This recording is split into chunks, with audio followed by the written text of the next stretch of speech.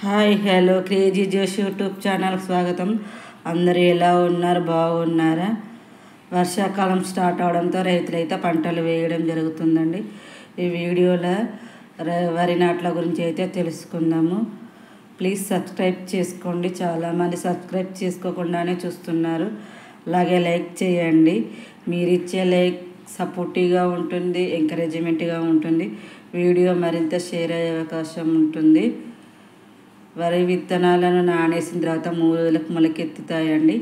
మొలకెత్తిన వాటిని నారుమల్లల్లో అలికిన తర్వాత 25 రోజులకైతే ఇలా నారు వేయడానికి అయితే వస్తుందండి. రైతే రారాజు అండి. రైతు లేకపోతే మనకు ఆహారం కొరత అయితే ఏర్పడుతుంది. అందరికీ తెలిసిందే కదండి. జై జవాన్ జై కిసాన్. అసలు రైతు పంట పండించే నలుగురికి కడుపు నింపుతాడండి. జవాన్లు అయితే బార్డర్లో ఉండి మనల్ని అయితే రక్షిస్తూ ఉంటారండి. వాళ్ళ గురించి ఎంత చెప్పుకున్నా తక్కువేనండి. ఎన్ని ఆర్థిక సమస్యలు ఉన్నా కూడా అసలు రైతు వెనుకకు తీయకుండా పంట వేసి నలుగురికి కడుపు నింపుతాడండి. ఇంకా రైతుకు అది ఎలాగా అనేది ఆలోచించకుండా ఆర్థిక సమస్యలు కూడా పక్కకు పెట్టి వ్యవసాయం చేయడానికి ఇష్టపడతాడండి. చాలా ఇష్టపడతాడు. అందరికీ సెలవు దినాలు ఉంటాయి కానీ రైతుకి మాత్రం సెలవు దినాలు అస్సలే ఉన్నాయండి. 24 గంటలు కష్టమే. మేము కష్టపడుతున్నాం కదండి, మాకు తెలుస్తుంది. 24 గంటలు అండి. అసలు వాటిని పొలం మల్లని చేసి వాటిని అలికి పంట చేతికి వచ్చే వరకు కూడా రైతుకు కష్టమేనండి. నాటు వేయడానికైతే పొలం మల్లనైతే 10 రోజుల ముందుగానే ప్రిపేర్ చేసుకుంటారు. 1-2 సార్లు దునిస్తే కానీ అలా తయారవ్వదు. అలా అయిన తర్వాత ఒడ్లు చెక్కుకున్న తర్వాత నాటైతే వేయడం జరుగుతుందండి. అలాగా నారైతే పని చేసుకుంటూ ఉంటారు. పని చేయడం వలన తొందరగా నాటు వేయడానికి అయితే అవుతుందండి. ఇది ఎక్కువ నీళ్ళ పంట అండి. నీళ్ళు అధికంగా ఉండాలి నాటుకు, మిగతా అన్ని పంటల కంటే కూడా.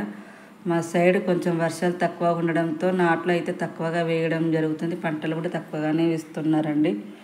నీళ్ళు లేకపోతే పంటలు అయితే పండలేవు కదండి. అలా కట్టలు ఎందుకు పాటారంటే ఎక్కువ తక్కువ అవ్వకుండా కొలతలు వేసుకొని అలా కట్టలు అయితే పాతడం జరిగిందండి. వాళ్ళైతే ఎంత పొద్దుననగా వెళ్ళిన మనుషులు పొద్దున 9ంటికి వెళ్ళిన మనుషులు అయితే సాయంత్రం 5-6 అవుతుందండి. 5:30-6 గంటల వరకు ఇంటికి వచ్చామండి. అంతటి వీడియోని అయితే నేనైతే 6 నిమిషాలలో తీయడం జరిగింది. అలా ఫాస్ట్గా వేసుకుంటూ వెళ్తారండి. కష్టం అనేది తెలియకుండా బతుకమ్మ పాటలు, వానదేవుని పాటలు ఆడుకుంటూ జోక్స్ వేసుకుంటూ అలాగా వేస్తున్నారండి. అసలు ఎండ, వర్షం, చలి ఇదేవి అనకుండా రైతులైతే కష్టపడతారండి. వాళ్ళ ఫలితం అయితే 4-5 నెలలకు వస్తుంది. వచ్చిన తర్వాత గిట్టుబాటు ధరలు, అసలు వాళ్ళు ధాన్యాన్ని దాచుకోవడానికి రూములు లేక, షెల్టర్లు లేక రైతుల కష్టమైతే చాలా కష్టం అండి. అది చెప్పినా కూడా రైతులకు మాత్రమే అర్థమవుతాయి. కష్టం చేసేవారికి కష్టం విలువ తెలుస్తుంది అంటారు కదండి. అలాగైతే నాట్లయితే వేయడం జరుగుతుంది. ఎవరు ఫాస్ట్గా వేస్తాము ఏంటి అనుకుంటా జోక్స్ చేసుకుంటూ పాటలు పాడుకుంటూ అలాగైతే వేయడం జరుగుతుంది. అలా ముందుగానే పని చేశారు, చూసారు కదండి. తొందరగా అవ్వడానికి 4 గుజులు అలా వాటర్లో కడిగి వేయడం మూలాన ఏమవుతుంది అంటే తొందరగా ఏనుకుంటుంది. తొందరగా కింద వరి పిలకలు అనేటివి, కింద ఏర్లు అనేటివి తొందరగా వస్తాయని కడిగి వేస్తారండి. అలాగా ఎంత ఫాస్ట్గా వేసుకుంటూ పోతున్నారో చూడండి.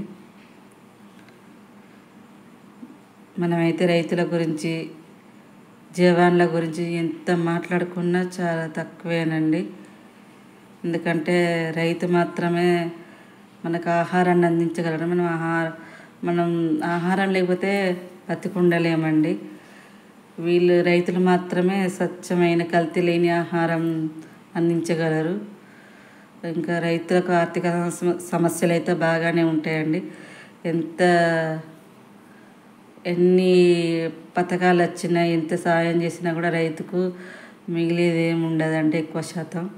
ఎందుకంటే పంట అది మధ్యలో తెగుళ్ళు వచ్చిన వాటిని చూసుకోవడం, అన్ని గిట్టుబాటు ధర లేకపోవడం, ఇలా చాలా రకాల సమస్యలే ఉంటాయి. వాటిని స్టోర్ చేసుకోవడానికి స్టోరేజ్ రూమ్ లేకపోవడం, ఇవన్నీ చాలా కష్టాలే ఉన్నాయి.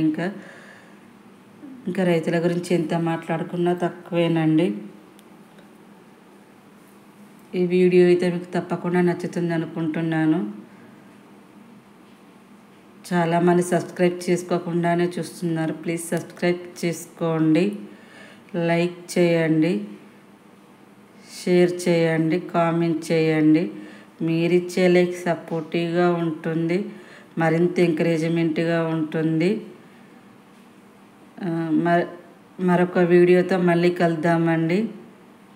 Thank you so much. ఈ వీడియో అయితే మీకు తప్పకుండా నచ్చుతుంది అనుకుంటున్నానండి. Thank you so much. మరొక వీడియోతో మళ్ళీ కలుద్దాం.